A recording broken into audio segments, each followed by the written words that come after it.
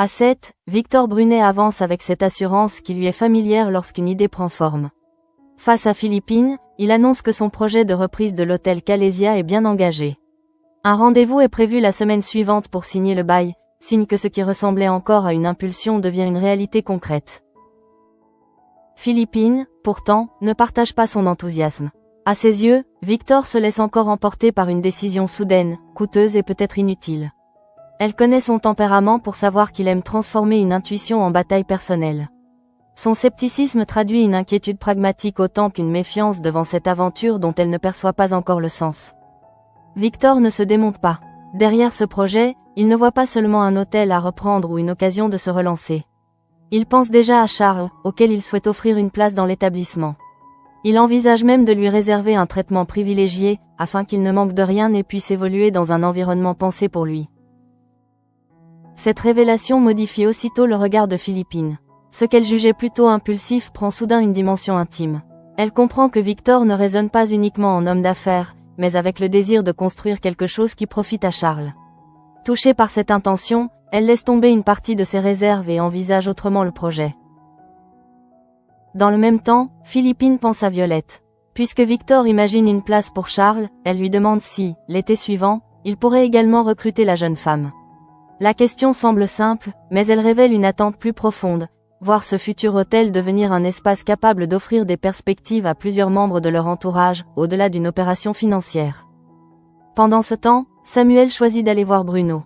Sa visite pourrait sembler anodine, presque courtoise, mais il tient surtout à clarifier une situation qui entretient des malentendus. Sans détour, il affirme qu'il n'est pas intéressé par Soisic et qu'il ne se passera rien entre eux, dissipant ainsi une rivalité qui n'avait peut-être jamais existé. Bruno écoute cette mise au point avec attention. Derrière les paroles de Samuel se dessine pourtant quelque chose de plus troublant. Le médecin ne se contente pas de se retirer de l'équation, il lui fait comprendre que Soisic ne serait peut-être pas insensible à son charme. Une remarque qui laisse Bruno face à une possibilité qu'il n'osait pas considérer pleinement. Cette perspective change subtilement l'atmosphère.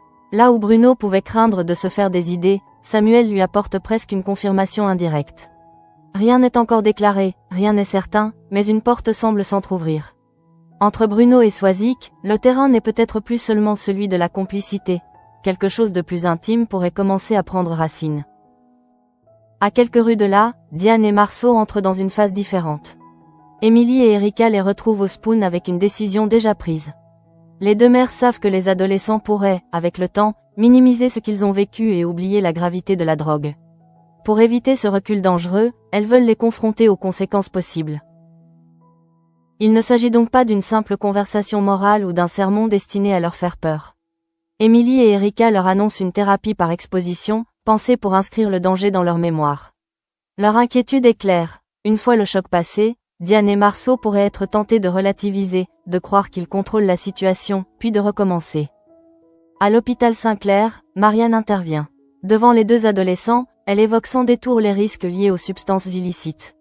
Son discours ne s'appuie pas sur des principes abstraits, mais sur un exemple concret, celui d'une jeune patiente qui avait voulu célébrer son baccalauréat avec un comprimé et qui vit désormais avec de lourdes séquelles. Pour Diane et Marceau, cette histoire agit comme une gifle. Jusqu'ici, la drogue pouvait encore appartenir à l'univers des expériences dangereuses mais lointaines, dont on pense pouvoir revenir indemne. En entendant Marianne décrire ce qu'une seule prise a provoqué, ils comprennent brutalement que le corps peut basculer en quelques instants, sans offrir de seconde chance. Le choc se lit dans leur réaction. Ils ne cherchent plus à plaisanter, à détourner le sujet ou à banaliser ce qu'ils voient. Marianne atteint le point que leur mère espérait toucher, cette zone où la peur ne vient plus d'une interdiction extérieure, mais de la prise de conscience qu'un geste bref peut laisser des conséquences irréversibles. La thérapie fonctionne donc bien au-delà d'un simple avertissement. Diane et Marceau repartent avec une image différente de ce qu'ils ont frôlé. Ils savent désormais que l'expérience n'avait rien d'anodin et que la frontière entre une soirée, un comprimé et une vie bouleversée peut être terriblement mince. Cette lucidité les déstabilise autant qu'elle les rapproche. De retour à l'appartement, le silence entre eux n'a plus la même couleur. Ils restent troublés par ce qu'ils viennent d'entendre et cherchent dans le regard de l'autre une manière de déposer cette inquiétude. Ils n'avaient pas imaginé que la drogue puisse laisser de telles traces, et cette découverte les oblige à regarder leur comportement avec davantage de gravité. C'est dans cette fragilité partagée que leur proximité devient évidente. Diane et Marceau ne sont plus seulement deux adolescents confrontés ensemble à une leçon difficile. Ils se retrouvent liés par la même peur, le même vertige et la sensation d'avoir peut-être évité quelque chose de beaucoup plus grave. Sans grand discours, cette émotion commune réduit la distance entre eux. À ce moment-là, ils finissent par s'embrasser. Le geste n'est moins d'une insouciance que d'un besoin de se raccrocher à quelque chose de vivant après une expérience qui les a profondément remués. Ils évoquent alors le fait qu'ils ne sont pas encore arrivés au 31 et qu'il leur reste 10 jours, avant de laisser leurs lèvres se rejoindre de nouveau. Ce rapprochement ne fait pas disparaître le choc de la journée, mais il lui donne une autre direction. Diane et Marceau trouvent l'un auprès de l'autre une forme de réconfort, comme si cette proximité leur permettait de reprendre leur souffle. Pourtant, ailleurs à Sète, une inquiétude bien plus sombre commence déjà à gagner du terrain autour de Sarah et de son mystérieux empoisonnement. Pendant ce temps, au commissariat, l'inquiétude autour de Sarah ne retombe pas. Son empoisonnement demeure incompréhensible, et cette absence d'explication transforme chaque minute en menace potentielle. Les enquêteurs savent qu'ils ne cherchent plus seulement à comprendre ce qui lui est arrivé, ils doivent surtout identifier la personne qui pourrait être frappée à son tour avant qu'il ne soit trop tard. L'hypothèse d'une prochaine victime s'impose d'autant plus brutalement que Karim ne donne aucune nouvelle depuis la veille. Son retard surprend tout le monde, précisément parce qu'il ne lui ressemble pas. Dans un contexte aussi tendu, ce simple écart à ses habitudes suffit à faire naître les pires scénarios. Le silence de Karim devient soudain un indice inquiétant plutôt qu'un banal contretemps. Aurore partage cette inquiétude avec Nordine lorsqu'elle lui révèle qu'un nouveau message vocal vient d'arriver. Les mots sont encore plus obscurs que les précédents. L'auteur se présente comme un serviteur de Dieu, tout en affirmant qu'il n'est pas un ange. Puis il lance un avertissement glaçant, il faut le retrouver avant lui. Pour Aurore et Nordine, cette formulation contient nécessairement une indication. Ils tentent d'y voir un portrait, une piste, peut-être même une identité dissimulée derrière le vocabulaire religieux. La pression monte car le message suggère qu'un nouvel acte est imminent. Chaque seconde passée à interpréter l'énigme peut devenir une seconde perdue pour la personne visée. Très vite, ils en viennent à penser que la future victime est probablement un homme.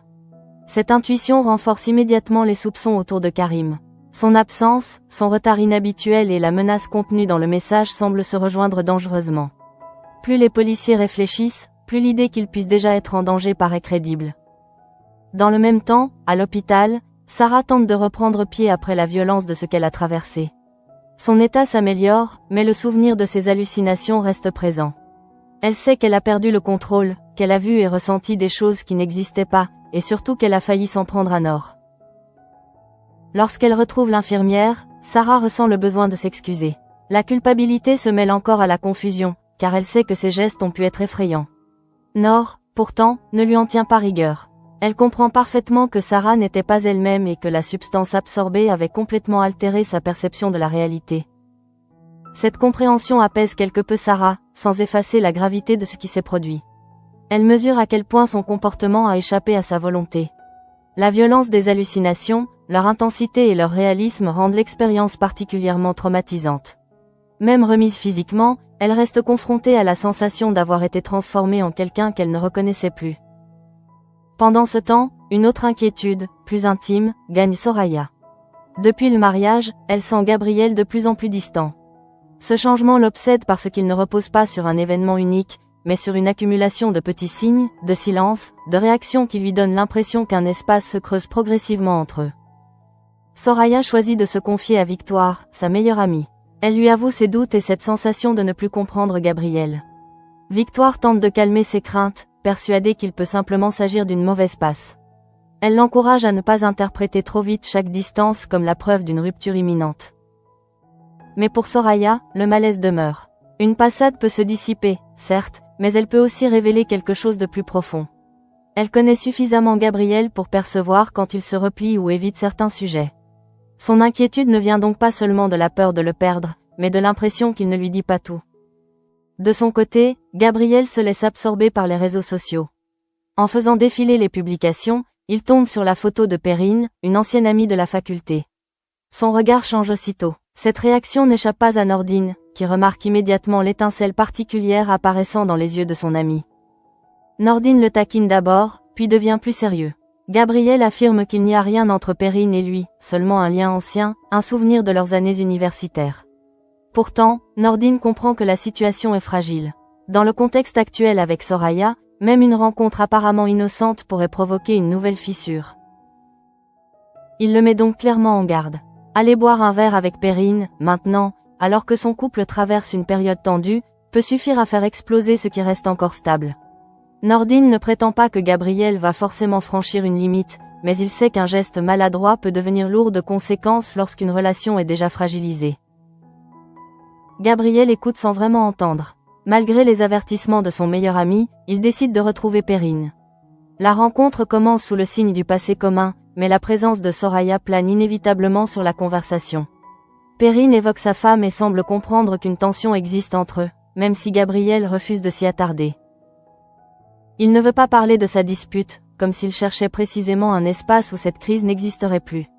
Son refus d'aborder Soraya en dit pourtant long sur son état d'esprit. Plus il évite le sujet, plus il montre qu'il en est prisonnier. Cette rencontre avec Perrine prend alors une ambiguïté qu'il préfère peut-être lui-même ne pas regarder. Pendant ce temps, au commissariat, Martin et Georges tentent de répondre directement à l'auteur des messages. Ils prennent le risque de lui soumettre leur interprétation de l'énigme. Selon eux, Karim Saed pourrait être le fameux serviteur de Dieu évoqué dans la formulation menaçante. Ils envoient cette hypothèse, espérant provoquer une réaction suffisamment claire pour avancer. La réponse arrive rapidement, mais elle détruit leur raisonnement. L'internaute affirme qu'il n'est pas une balance. Cette formulation trouble les enquêteurs, qui comprennent qu'ils ont probablement suivi une mauvaise piste. Et presque au même moment, Karim finit par apparaître au commissariat, vivant, entier, simplement contrarié par un problème de voiture. Le soulagement est immédiat. Tout le monde comprend qu'ils ont laissé la peur construire un scénario qui n'était pas le bon. Karim n'a pas été attaqué, il n'a pas disparu, et son retard n'avait aucun rapport avec l'affaire. Pourtant, cette fausse alerte est loin de rassurer réellement les policiers. Si Karim n'est pas la cible, quelqu'un d'autre l'est. Cette évidence relance la course contre la montre avec encore plus de brutalité. Martin, Georges, Aurore et Nordine reprennent l'énigme depuis le début. Il faut désormais identifier une autre personne, probablement déjà exposée au danger. Et peu à peu, un nouveau nom commence à s'imposer dans leurs esprits, celui de Gabriel. Au commissariat, le soulagement provoqué par l'arrivée de Karim ne dure que quelques secondes. Dès que les enquêteurs comprennent qu'il n'était pas la cible désignée par les messages, une question plus inquiétante encore s'impose. Qui ont-ils laissé sans protection pendant qu'ils suivaient cette mauvaise piste? Le temps perdu prend soudain une valeur presque insupportable. Martin reprend les éléments un à un, tandis que Georges tente de relire la réponse reçue sous un autre angle. La phrase de l'internaute, loin de les éclairer complètement, leur indique au moins une chose, leur interprétation précédente était erronée. Ils doivent donc identifier rapidement quelqu'un dont la situation correspond mieux à l'énigme, sans savoir si cette personne est déjà en danger. Peu à peu, le nom de Gabriel émerge. Cette nouvelle hypothèse bouleverse immédiatement Nordine, qui connaît son meilleur ami suffisamment bien pour mesurer la gravité d'un silence inhabituel.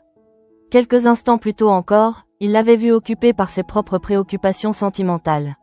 À présent, l'idée qu'il puisse être la prochaine victime donne à chaque souvenir récent une coloration menaçante. Nordine tente aussitôt de le joindre. Le téléphone sonne, mais Gabriel ne répond pas. Ce silence, qui pourrait être banal dans une autre circonstance, devient presque assourdissant. L'enquête a déjà montré qu'une victime peut basculer très rapidement sous l'effet du poison. Chaque appel sans réponse augmente donc la peur que quelque chose soit déjà en train de se produire. Martin et Georges ne disposent pourtant d'aucune certitude. Gabriel correspond-il réellement au message ou cherche-t-il encore à forcer une réponse dans une énigme trop obscure? Cette hésitation est précisément ce qui rend la situation insoutenable. Ils ne peuvent pas attendre d'avoir une preuve parfaite. S'ils se trompent une nouvelle fois, ils auront seulement perdu quelques minutes, mais s'ils ont raison, ces minutes peuvent décider de tout. Pendant ce temps, Gabriel ignore totalement l'agitation qui se propage autour de lui. Sa rencontre avec Perrine et ses tensions avec Soraya appartiennent déjà à un autre monde, presque dérisoire face à ce qui commence à lui arriver. Au cabinet d'avocat, il ressent d'abord une altération étrange de sa vision. Les contours deviennent moins nets, comme si la pièce se déformait lentement devant lui. Il tente probablement de donner un sens à cette sensation, mais son corps ne lui obéit plus normalement. Le flou s'installe et la perception du réel se fissure. Gabriel ne peut pas savoir immédiatement qu'il traverse une expérience proche de celle vécue par Sarah. Pour lui, il n'y a encore ni poison ni enquête, seulement cette impression terrifiante que quelque chose échappe brutalement à son contrôle. Puis les hallucinations apparaissent. Ce qu'il voit semble parfaitement réel à ses yeux, alors même que rien de tout cela n'existe. Des migales surgissent autour de lui, multipliant une vision cauchemardesque qu'il est incapable de repousser par la raison. La peur prend alors toute la place, effaçant la logique et réduisant Gabriel à un instinct de survie paniqué. La scène devient d'autant plus violente que Gabriel n'a aucun recul sur son propre état. Sarah, à l'hôpital, peut désormais entendre qu'elle a halluciné parce qu'elle a été empoisonnée. Gabriel, lui, se trouve encore enfermé au cœur de l'illusion. Chaque araignée qu'il croit voir représente un danger immédiat, tangible, suffisamment réel pour justifier à ses yeux une réaction extrême. Dans le même temps, Nordine continue d'appeler. Lui qui avait quelques heures plus tôt tenté de raisonner son ami au sujet de Perrine se retrouve maintenant confronté à une inquiétude d'une toute autre nature. Les reproches éventuels, la fragilité du couple avec Soraya, tout cela disparaît derrière une seule peur, celle de ne pas parvenir à Gabriel assez vite. Au cabinet, l'angoisse de Gabriel atteint son paroxysme. Il cherche à éliminer les migales qui semblent envahir l'espace autour de lui. Incapable de comprendre qu'elles ne sont que le produit de son hallucination, il choisit le feu comme moyen de les détruire. Dans son esprit désorienté, ce geste paraît peut-être être la seule solution capable de le protéger. Mais la réalité, elle, est tout autre. Là où Gabriel croit lutter contre une menace monstrueuse, il met en danger la pièce entière. Les flammes prennent rapidement et commencent à se propager dans le bureau. L'espace qu'il connaît si bien se transforme progressivement en piège, tandis que lui-même reste prisonnier d'une perception qui l'empêche de mesurer correctement le danger réel. C'est précisément cette opposition entre hallucination et réalité qui rend la situation si dramatique. Gabriel fuit des créatures inexistantes alors que le véritable péril naît de ses propres gestes. Le poison ne se contente donc pas de l'affaiblir, il manipule directement sa perception, transformant sa peur en instrument capable de provoquer une catastrophe bien plus grande. Pendant ce temps, au commissariat, l'absence de réponse devient de plus en plus difficile à supporter. Nordine sent que quelque chose ne va pas. Son inquiétude n'est plus seulement professionnelle, elle est profondément personnelle. Gabriel est son meilleur ami, quelqu'un dont il connaît les réactions, les habitudes et les failles. Ce silence lui donne la sensation qu'il est peut-être déjà trop loin pour entendre les avertissements. Martin et Georges poursuivent leurs efforts pour comprendre la logique du mystérieux expéditeur. Ils savent désormais qu'il ne s'agit pas seulement d'un jeu intellectuel. Chaque énigme semble annoncer une victime réelle, et le cas de Sarah a prouvé la violence du procédé. Si Gabriel est effectivement ciblé, alors l'empoisonneur a déjà réussi à prendre une longueur d'avance. Au même moment, les flammes gagnent du terrain au cabinet. Gabriel reste dans un état second, terrorisé par les visions qui l'encerclent. Il ne distingue plus clairement ce qui appartient à son hallucination et ce qui relève du danger véritable. La fumée, la chaleur et le feu deviennent alors les éléments d'un chaos qu'il n'a lui-même plus la capacité d'interpréter correctement. Cette catastrophe donne soudain un sens concret à toutes les inquiétudes accumulées depuis l'empoisonnement de Sarah. Le même mécanisme semble se répéter, mais sous une forme encore plus dangereuse. Sarah avait perdu le contrôle d'elle-même et failli agresser Nord. Gabriel, lui, transforme son environnement en brasier, exposant directement sa propre vie à une menace qu'il a involontairement déclenchée. À cet instant, personne autour de lui ne sait encore exactement ce qui se passe dans le cabinet. Nordine n'a que le silence du téléphone, Martin et Georges qu'une hypothèse encore fragile, tandis que Gabriel se trouve seul face aux flammes et à ses hallucinations. La course contre la montre, jusqu'ici abstraite, vient de devenir terriblement réelle. Le pire est que Gabriel ne peut même pas appeler à l'aide de manière lucide. Prisonnier de son délire, il reste persuadé que les migales constituent la véritable menace. Le feu continue donc de se propager, transformant chaque seconde en danger supplémentaire. Et quelque part à 7, ceux qui tentent de le retrouver ignorent encore s'ils arriveront avant que l'incendie ne l'emporte. Dans le même temps, l'affaire prend une dimension de plus en plus inquiétante pour tous ceux qui gravitent autour du commissariat. L'empoisonnement de Sarah pouvait encore apparaître comme une attaque isolée, aussi violente soit-elle. Mais la possibilité que Gabriel soit désormais touché à son tour oblige les enquêteurs à envisager une logique beaucoup plus méthodique, avec un agresseur qui semble choisir ses victimes selon un raisonnement que seuls doivent décrypter. Pour Martin, chaque message devient ainsi une pièce d'un mécanisme dont il ne comprend pas encore toutes les règles. L'expéditeur ne leur donne jamais une identité directement. Il préfère les entraîner dans un jeu de déduction où la moindre erreur coûte un temps précieux. L'épisode de Karim vient de le prouver, une interprétation plausible peut détourner toute l'équipe pendant que la véritable cible reste sans protection. Georges partage cette frustration. Son travail consiste normalement à trouver une cohérence au milieu d'informations dispersées, mais cette fois, l'adversaire semble précisément utiliser cette capacité contre eux. Il leur offre assez d'éléments pour les pousser à réfléchir, jamais suffisamment pour qu'ils puissent agir immédiatement. Cette manière de procéder rend l'enquête presque plus dangereuse que le poison lui-même. Aurore, de son côté, reste marquée par le contenu du message vocal. La référence au « serviteur de Dieu », suivie de l'affirmation qu'il n'est pas un ange, sonne désormais comme une énigme volontairement construite pour semer le doute. Elle sait que chaque mot a probablement été choisi avec soin, mais elle ignore encore quelle personne réelle se cache derrière cette formulation. Nordine supporte cette incertitude plus difficilement encore depuis que Gabriel est devenu leur hypothèse principale. Son implication personnelle brouille inévitablement la frontière entre le policier et l'ami. Il voudrait pouvoir raisonner froidement, mais chaque appel resté sans réponse nourrit une peur beaucoup plus instinctive. Il connaît Gabriel, et ce silence ne ressemble plus à une simple négligence. Quelques heures auparavant, leur conversation portait pourtant sur Perrine et sur les risques que Gabriel faisait courir à son couple avec Soraya. Nordine avait tenté de lui faire comprendre qu'un verre partagé avec une ancienne amie pouvait avoir des conséquences disproportionnées dans une relation déjà fragilisée. Cette inquiétude sentimentale paraît maintenant presque dérisoire face à la menace qui plane sur lui. Pourtant, cette séquence révèle aussi l'état dans lequel Gabriel se trouvait avant même son empoisonnement.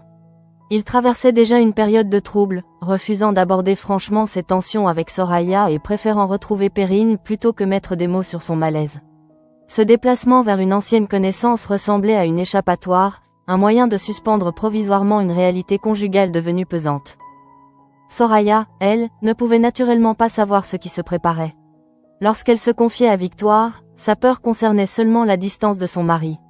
Elle cherchait une explication à cette froideur récente et se demandait si leur couple traversait une simple crise ou quelque chose de plus sérieux. Sa souffrance appartenait encore au domaine du doute amoureux, pas à celui du danger physique. Victoire avait essayé de calmer son inquiétude en parlant d'une passade. Elle voulait empêcher son ami de sombrer dans les scénarios les plus sombres sans preuve concrète. Mais cette tentative de réconfort souligne combien les événements peuvent basculer rapidement. Pendant que Soraya cherche à comprendre si Gabriel s'éloigne d'elle, celui-ci se retrouve désormais confronté à un péril dont personne n'avait conscience. Au cabinet, cette rupture entre les préoccupations ordinaires et le danger devient totale. Gabriel n'a plus la possibilité de penser à Soraya, à Perrine ou aux avertissements de Nordine. Son univers se réduit à ce qu'il croit voir devant lui. Les migales deviennent son unique réalité, des présences monstrueuses qui déclenchent une peur suffisamment puissante pour effacer tout raisonnement. Le poison agit donc d'une manière particulièrement cruelle. Il ne se contente pas de provoquer un malaise ou une perte de force.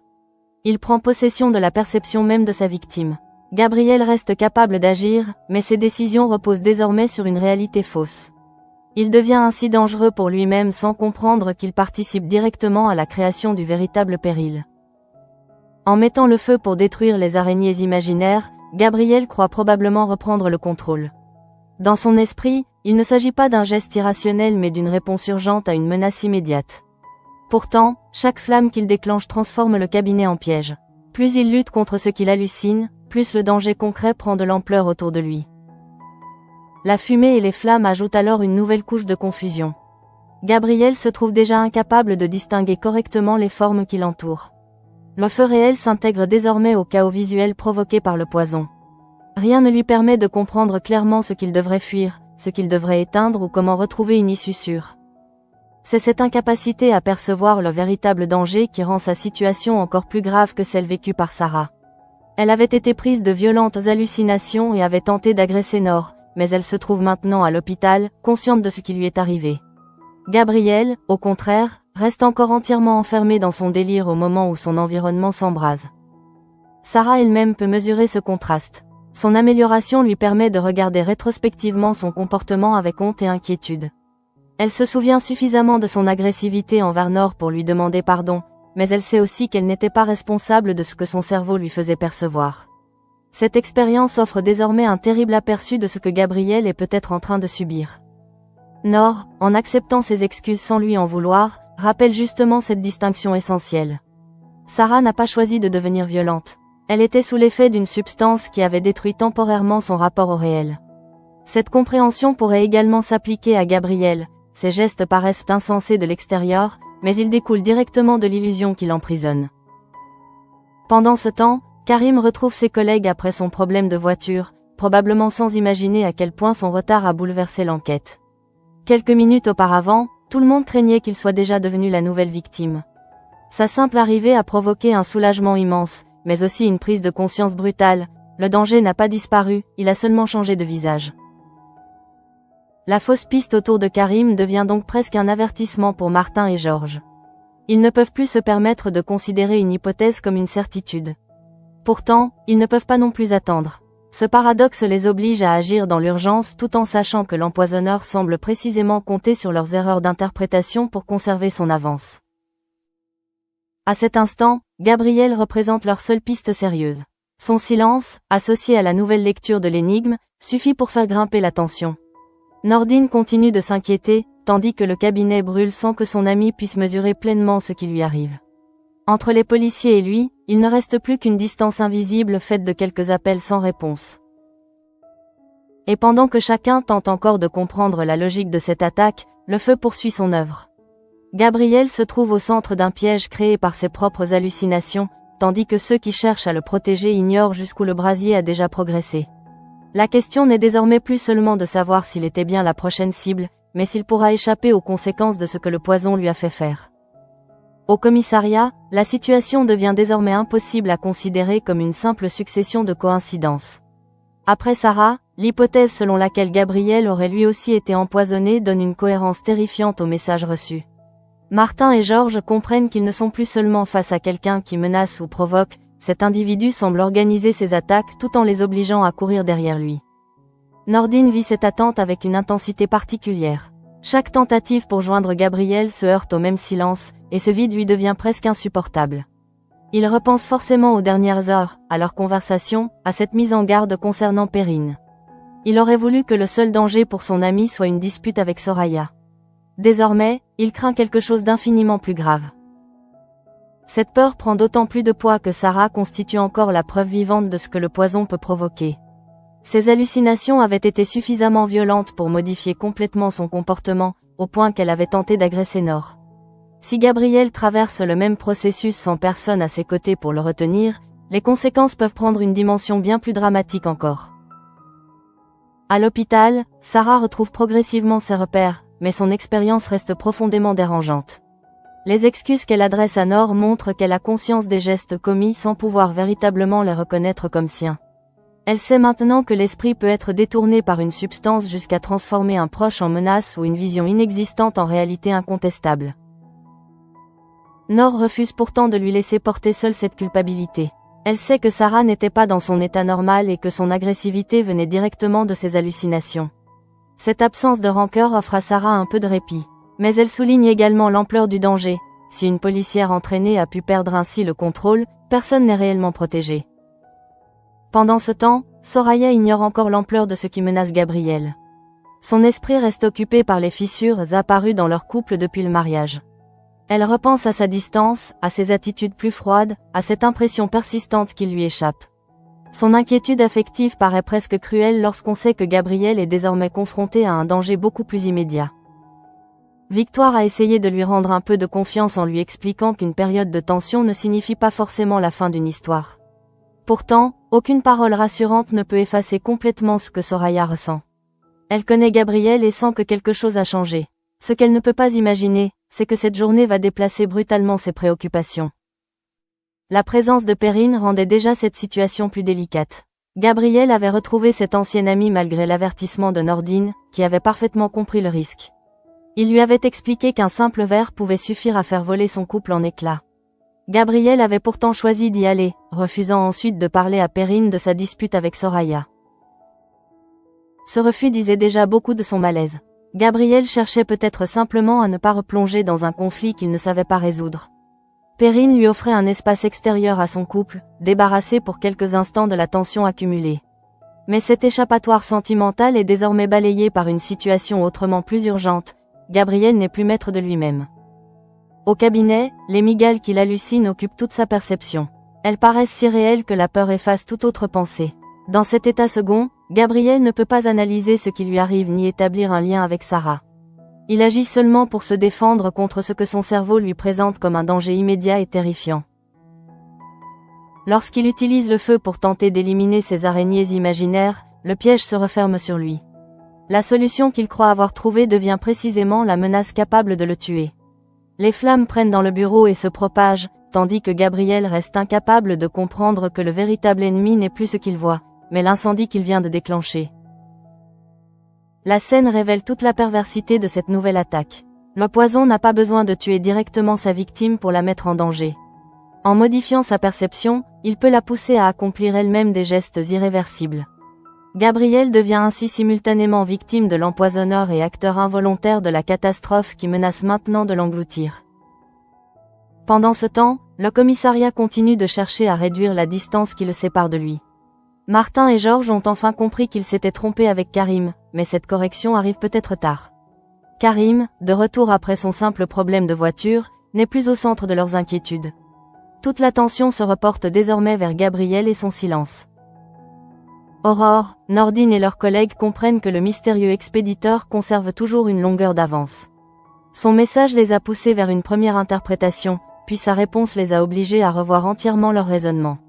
Cette manière de jouer avec eux transforme l'enquête en véritable course contre la montre où l'adversaire semble connaître exactement la peur qu'il provoque. Ailleurs à 7, la vie poursuit pourtant son mouvement, comme si la ville ignorait encore ce qui est en train de se jouer.